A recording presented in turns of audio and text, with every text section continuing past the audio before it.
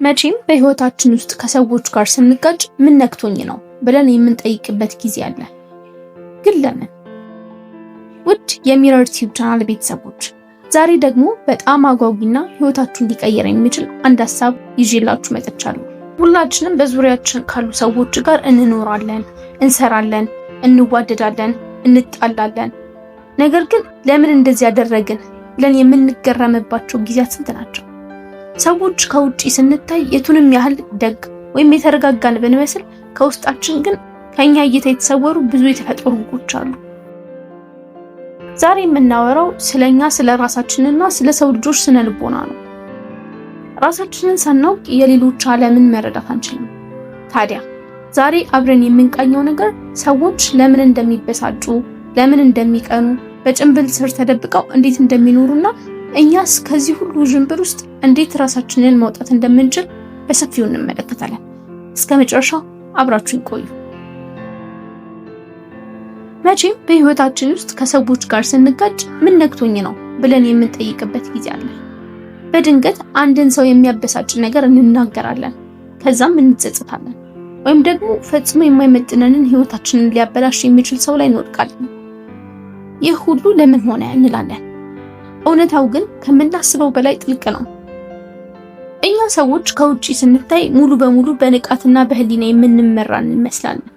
ነገር ግን ከጥልቅ ማንነታችን የሚመጡ ከቁጥጥራችን ውጭ የሆኑ ስሜታዊ ኃይሎች አሉ። ይህንን ለማስተዋል የመጀመሪያውና ትልቁ እርምጃ ስሜታዊ ዓለማችንን መቆጣጠር ነው። አብዛኞቻችን ምክንያታዊ ወይም ደግሞ ራሽናል እንደሆነ እናምናለን። ነገር ግን እውነታው አይደለም። ውሳኔዎቻችንን የምንወስነው በምክንያት ሳይሆን በስሜት ነው። ለምሳሌ ያህል በዙሪያችን ያሉ ሰዎች ድራማ ሲፈጥሩ እኛም አብረን እንረበሻለን። አእምሮአችን የሚፈልገው ኢጓችንን የሚያረጋጋ፣ እኛ ማመን የፈለግነውን ነገር ብቻ የሚደግፍ መረጃ ነው። ይህ ደግሞ ከእውነታው ጋር እንድንጣላ ያደርገናል። እስቲ ያስቡት፣ አንዳንዴ ስንበሳጭ እገሊን ያስቆጣኝ እንላለን። ነገር ግን በደንብ ካሰብነው ያ ቁጣ ከረጅም ጊዜ በፊት የተከማቸ የልጅነት ፍርሃት፣ አለመተማመን ወይም ከውስጥ የሚሰማን የብቃት ማነስ ስሜት የመነጨ ሊሆን ይችላል። ሰዎች በምናባቸው ንጹህና ቅዱስ እንደሆኑ አድርገው ያስባሉ። እውነታውን ግን መቀበል አለብን። እኛም እንደሌሎቹ ሰዎች ሁሉ ስሜታዊ ተጋላጭና ውስብስብ ፍጥረታት ነን። ይህንን ለማሸነፍ ሁልጊዜ ራሳችንን መጠየቅ አለብን። ይህ ቁጣ ከየት መጣ? ይህስ የስስት ፍላጎት ከየት መነጨ ብሎ መጠየቅ ስሜታችንን ከቁጥጥር ውጭ እንዳይወጣ ያደርገዋል። ሌላው ትልቁ የሰው ልጅ ችግር ናርሲሲዝም ወይም ደግሞ ራስን ማዕከል የማድረግ ዝንባሌ ነው። ሁላችንም ትኩረት እንፈልጋለን። ከልጅነታችን ጀምሮ ማንም ሳያየን ሲቀር ህልውናችንን ለራሱ እንድንጠራጠር ያደርገናል። ታዲያ በዙሪያችን ያሉ ሰዎች ሁልጊዜ እኛን እንዲያዩ፣ እንዲያደንቁና እንዲያሞግሱን እንፈልጋለን። ነገር ግን ዓለም የእኛን ፍላጎት ብቻ የምታሟላ አይደለችም። ሰዎች የራሳቸው ኑሮ፣ የየራሳቸው ጭንቀት አለባቸው። ስለዚህ እኛን ሁልጊዜ ማድነቅ አይችሉም። በዚህ ጊዜ ነው እንግዲህ አብዛኞቻችን በራሳችን ዓለም ውስጥ የምንቀረው።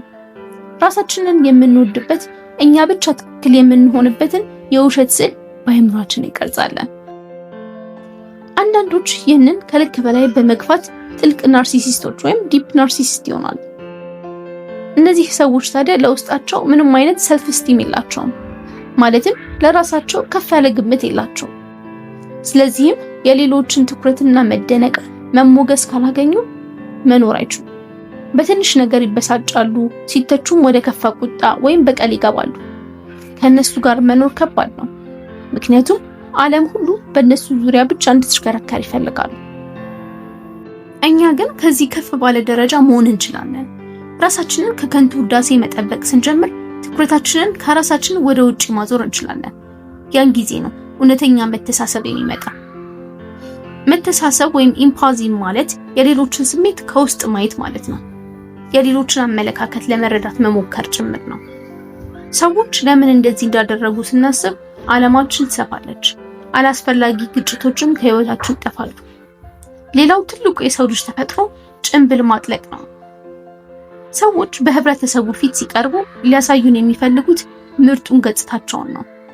ደግ፣ ትሁት፣ ሐቀኛና ጠንካራ እንደሆኑ አድርገው ያሳዩናል። ቃላቶቻቸው ውብ ናቸው። ፈገግታቸውም የሞቀ ነው።